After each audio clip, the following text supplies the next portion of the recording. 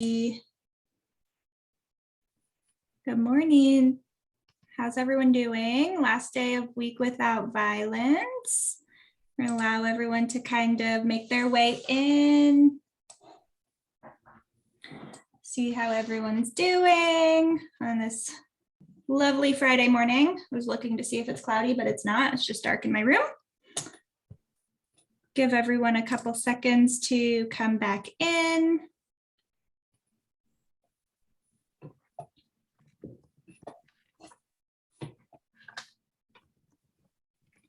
Alrighty, let's get started.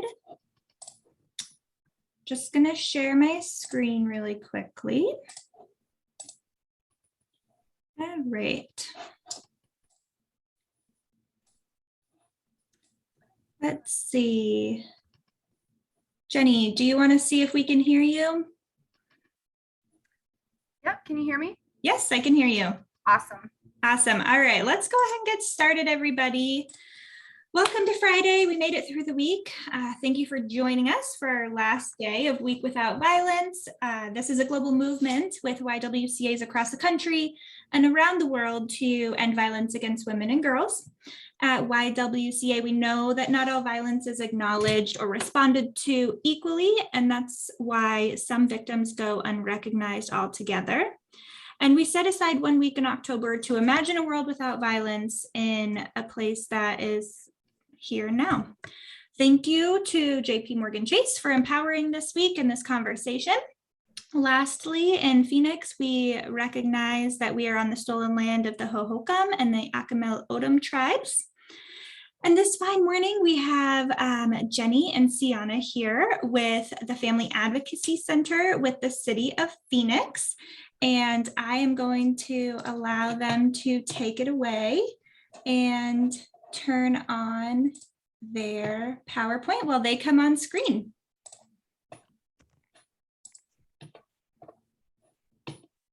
Good morning. How are you guys doing? Good morning. Morning. All right, let me share my screen again. And I'm going to go off camera, but I'm here if you need me, and feel free to take it away. All right, let me just make sure that I've got my screen all set the way I need it. So I'm Jenny. I'm one of the victim advocates here at the Family Advocacy Center. And I'm here with Sienna, and she's going to get us started.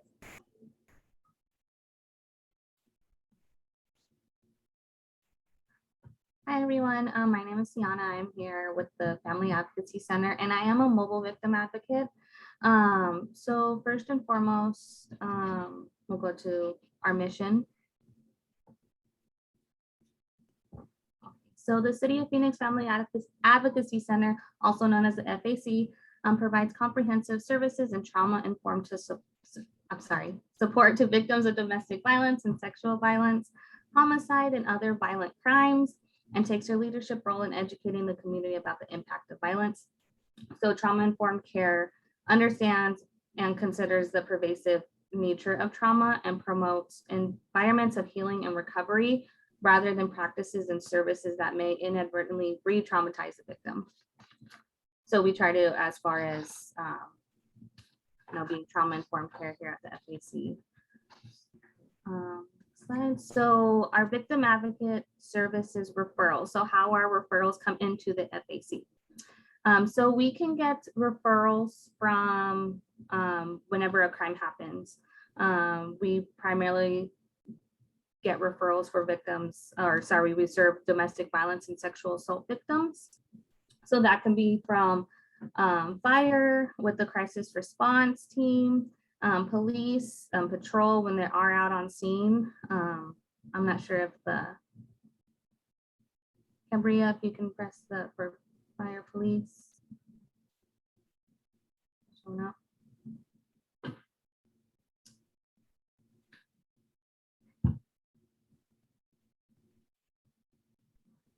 Okay, well, we can also get referrals from victims. They can self-refer to the FAC by walking into our center. They can just show up here. There we go. Here at the FAC, they can call into our main line, and then from there we can have someone on the phones. or they can complete a self-referral form online on our website.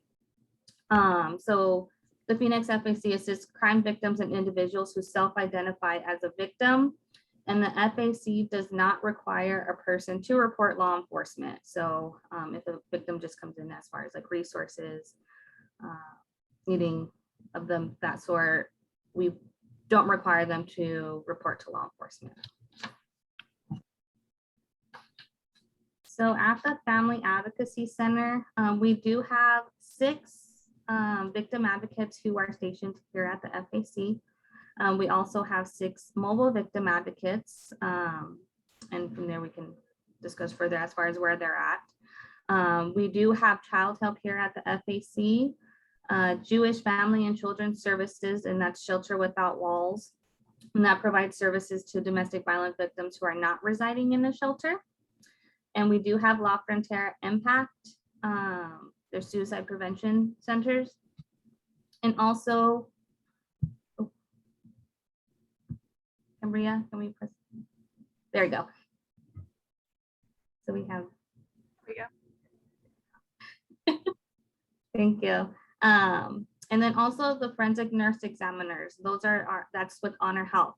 So they provide forensic nurse exams for sexual assault crimes and domestic violence victims. And we do have them on scene, or not on scene, sorry, here at the Family Advocacy Center. The next slide, please. So here at the Family Advocacy Center, the services, so we do have crisis intervention, and it's completed on a short-term basis. It's unique because not at the scene. It assists with stabilizing the client from trauma due to the crime, and that's more so when they're de-escalated, and we can ground if needed. Needs assessment, so we assess current needs. They need referrals for long-term services if needed. We safety plan with them, so we can do order of protections and injunction against harassment. That can be done here in person with the victim advocate at the FAC. That can also be completed over the phone. Also, we can do that on AZ point with the victim if they don't want to come in person. We can assist over the phone, and then we do go through like the video with the judge telephonically, because we partnership with the Phoenix Municipal Court. And then also if emergency shelter is needed for the client, we facilitate calls to the hotline, so we can sit in with the client, calling if needed for shelter with safety VS, because that can also be another thing, you know, victims they don't know the steps as far as when calling shelter, where to look for, they get redirected. So a victim advocate can sit in with them. And so the FAC work primarily with the Family Investigations Bureau, housed here on the 2nd floor. So it's just right across the hall from the FAC. And statistically, so from the year 2020 to 2021, we had about 3,953 clients referred to the Family Advocacy Center, and 355 average number of clients served per month. So all of our services are trauma informed. We approach clients with understanding of how trauma impacts the body and the brain, and understanding of how it impacts us in the future as well.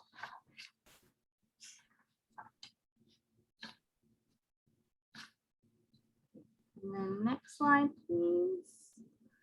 So the family service centers, we do also have specialized victim advocates out of the service centers.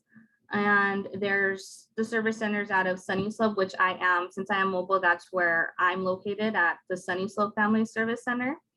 And then also we have 2 out of John F. Long, and another one out, I believe it's South Mountain, or Travis, sorry, Travis.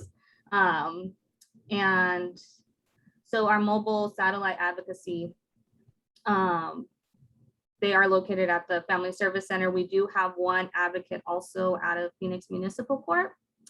And the mobile advocates are there more so, Cambria, can we press? There you go, thank you. So the mobile advocates, they provide on-scene assistance for patrol with officers if needed. So, and also our mobile victim advocates, it's newer, however, it is growing. So we are starting little by little as far as getting more people on board with us with mobiles. So that's what I have. I believe Jenny's going to take over from here. Yeah, can you go to the next slide, Cambria? Perfect.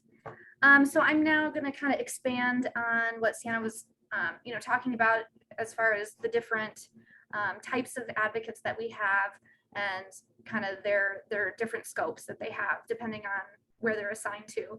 So Sienna already started with the mobile advocates and the fact that they're stationed at the family service centers, and the advocates who are stationed at the Family Advocacy Center for clients who prefer to speak to someone in person. But then we also do have a specialized human trafficking advocate. Her name's Jasmine, and she is stationed with the human trafficking department of the police department. So it's this HEAT squad is what they're called, or what they're known as. And so she is specializing in victims of human trafficking and their specific needs and resources that they're in need of. She can assess for various needs and make specific referrals to programs in those specialized areas. So she's attached to the Phoenix squad that goes out and does investigations regarding human trafficking victims in the areas where they are most frequently found. So she's there to help with that. And then if you go to the next slide, we have some information about our court-specific advocate. Her name's Jenna. She is housed at the Phoenix Municipal Court in the Orders of Protection Office, which right now they're going through some reconstruction and updating their facility. So they're kind of displaced right now, but they're on the first floor right now during the construction project. And then when that construction project is done, they'll go back to the 6th floor Orders of Protection office, and she's there on site Monday through Friday to assist people who come into the court to file protective orders, whether that be an order of protection or an injunction against harassment. If there's any component of domestic violence or sexual assault that has led them to need this protective order, Jenna's there to help with those petitions and provide some of that crisis intervention if needed, just as our other advocates do at their locations. Let's see, let's go to the next slide. So now we're gonna, touch on the more specific types of resources that we provide. When we use the term advocacy, a lot of different things fall under that umbrella. So just a couple of the things that we tend to focus on a lot with people who come into the center or call us or make contact with us in the community on scene with police are really primarily around safety planning.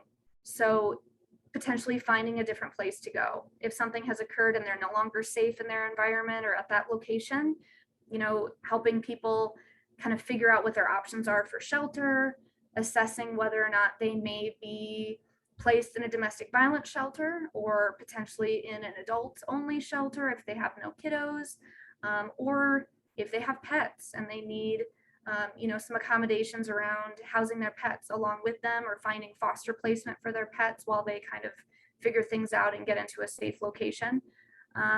Address confidentiality program is something that the Secretary of State's office offers, and victim advocates with the Family Advocacy Center are certified confidentiality program assistants. So we can help victims, learn about the program, which is very specific and assists in very specific ways, helping to ensure that someone, an abuser, a stalker, is it assists them in not being able to be located by the perpetrator through public record. So we can help someone learn about the program, understand if it's going to fit their needs and whether it's going to really assist them with a level of safety, and then also help them to apply for the program and get them enrolled. We also, as Sienna has mentioned, we complete orders of protection in various different ways, in person, over the phone, out in the community at various places, and assist with the AZ Point portal. And part of a safety plan could be that order of protection. And then an additional benefit to an order of protection is that it can help with early lease termination. If that is part of the scenario that a victim is a part of a lease that they have to get out of for safety, to be able to have some financial independence. So an order of protection is just one step in that early lease termination process under the Landlord Tenant Act.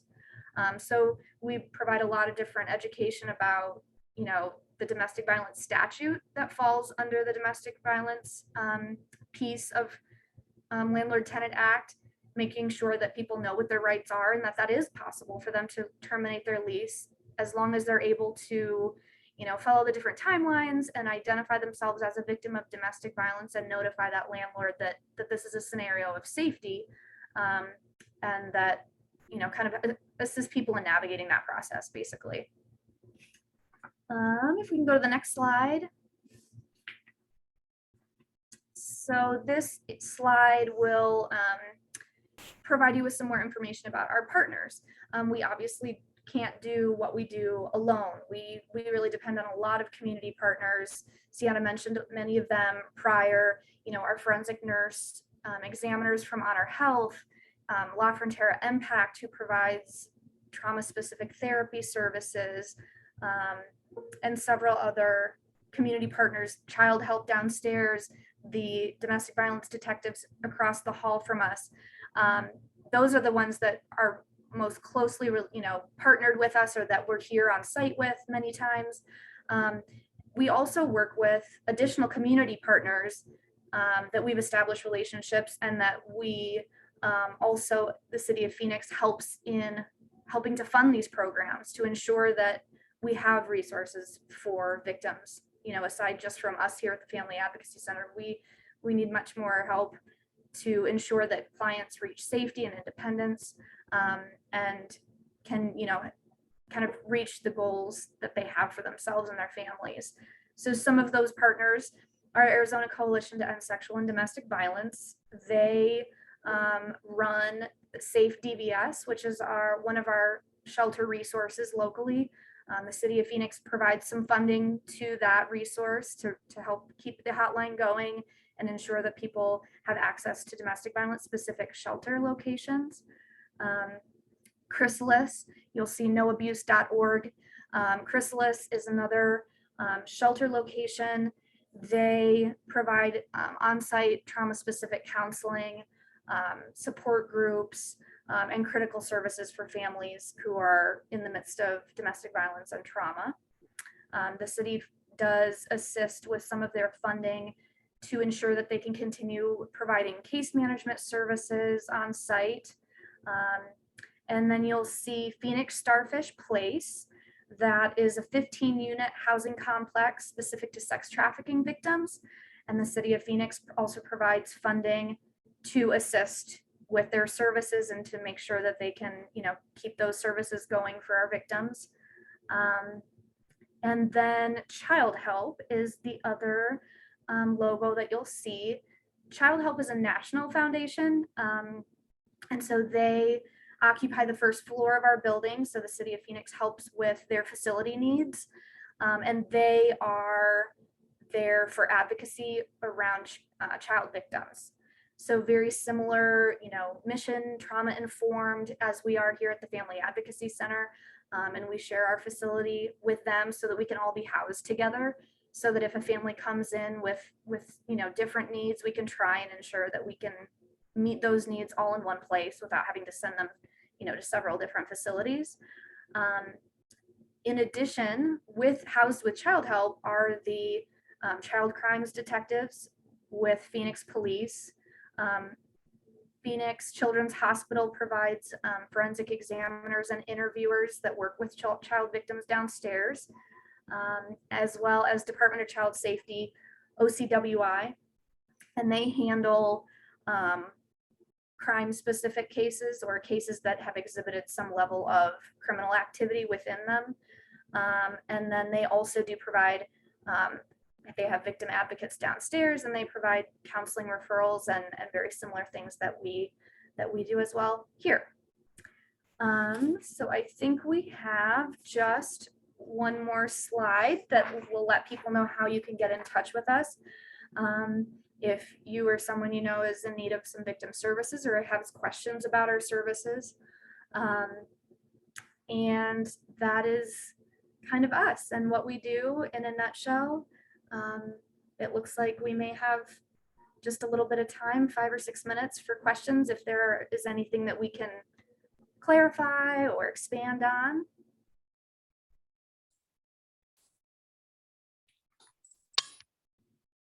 Awesome. Thank you all so much. I did have one question. What is the process for, your contact information is here on the screen. What does that kind of flow of intake look like?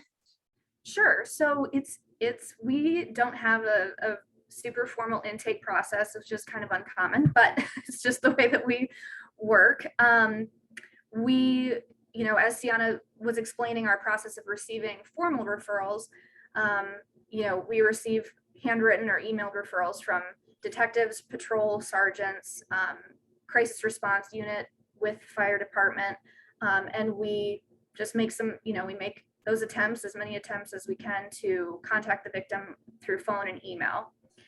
If a community member or someone just wants to give us a call or send us an email, that the flow of that would be that they would call our main number, which is listed here.